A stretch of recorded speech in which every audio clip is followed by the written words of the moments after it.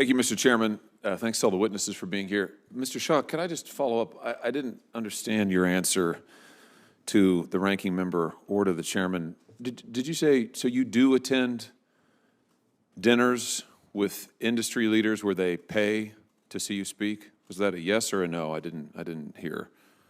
No, I attend many events, some of which I'm invited to speak at. And they don't pay. They don't pay. And many don't pay, and some are like paid conferences and others. But one of the things. Wait, I'm sorry. Wait. That was a yes and a no. So let's just go back. Do you attend events where people pay to see you speak? I have attended where people pay to attend the event. Do you think that's a good idea? I think it's important for us to meet potential applicants, American innovators and entrepreneurs who want to scale up their technology. Applicants for loan programs? Applicants for DOE funding. Wait a minute.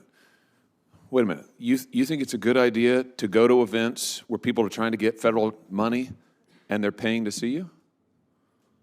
They're not paying to see me. I thought you just said you spoke at events where people paid. Not to see me. I mean, I'm not that important. You're the... Wow. You'll learn new things every day.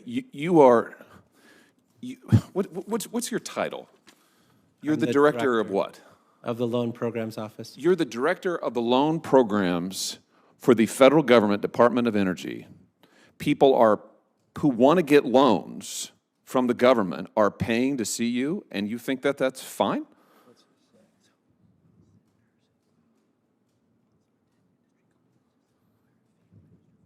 That's not a rhetorical question. I think I've answered that I go to many conferences and events. I've had hundreds of stakeholder events. The goal is to get people. You're going to events where people are paying to see you who want money from the government. You're the director of the loan program. Do you think that that's okay? You don't see any conflict of interest with that? I think given the extraordinary amount of improvements that we've made in our office based on our work with the Inspector General and the Herb Allison report, et cetera, I do not make a decision on whose applications are accepted in the loan programs. But you don't think there's an appearance of a conflict of interest that people are paying to get access to you? I think that it would be a conflict of interest if people are paying to get access to me, but I don't. Okay, isn't that what they're doing when you speak at events people paid to get into? I mean, correct me if I'm wrong. I mean, if they're not paying, that's fine, but I thought you just said a second ago they're paying. We do a lot of public events, whether it's, and we are very transparent as part of this administration. Every time I get a question, which is hard to answer, we update our blog posts and make sure that everyone knows what we're doing. But the goal of the Loan Programs Office is to get as many people as possible to think that they can actually commercialize their technology. Well, what I think they think is that they can get access to you by paying to go to these dinners. I mean, listen, it may not be an ethics violation. It should be, but maybe it's not. I just suggest to you, I don't think it's a good look. I don't think it's a good idea to go to paid dinners where people are paying money to get access to you because, in your own words, they want loans. They want loans, federal dollars, taxpayer money. They're paying money to go get access to you. Maybe that's really common. In fact, knowing this government, it probably is really common. But if it is, it's a bad idea. I just submit to you.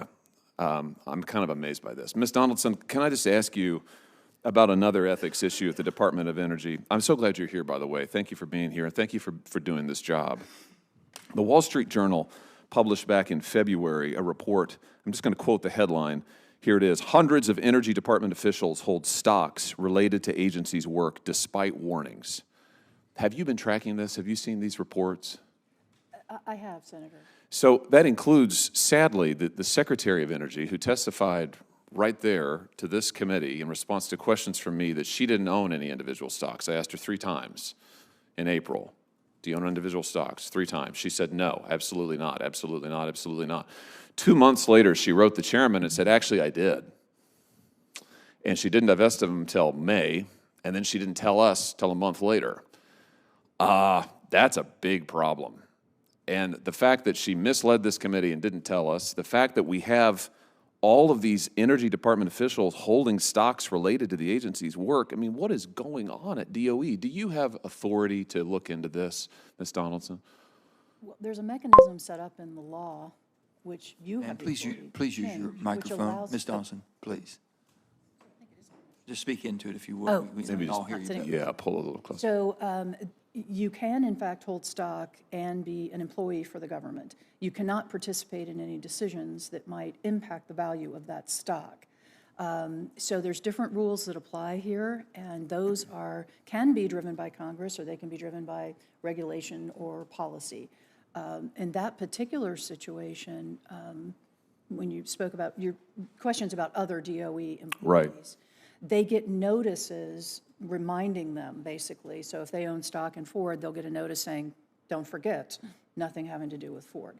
So those notices don't carry with them any kind of penalty. It's part of the process set up to make sure they keep track of their own, what you would view to be a conflict or a Okay. potential conflict. Well, my time has expired. I just thank you for your work, Ms. Donaldson. I'm going to send you a letter about this and hope that we might ask you to look into and I know the ranking members already asked you to look into Secretary Granholm's testimony before this committee, but I am firmly of the view that we need to change the law here.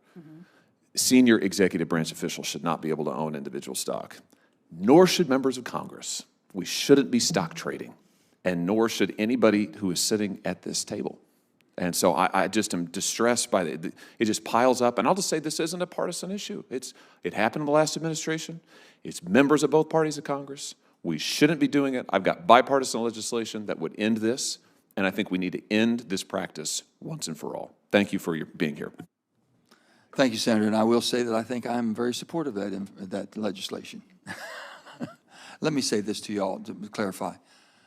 Of 535 members of Congress, I think that the majority, if not all of us, have spoken at conferences to where people had to pay a registration fee to be there. They didn't have, I understand the appearance-wise, but you have to have get your point across. I think the thing that we were concerned about, sir, Mr. Shaw, is the one that you had definite ties to, and if they had come back in. But still yet, we all were going to conferences. I'll give you Sierra Week. Sierra Week, that's a big one, $1,000, $1,500.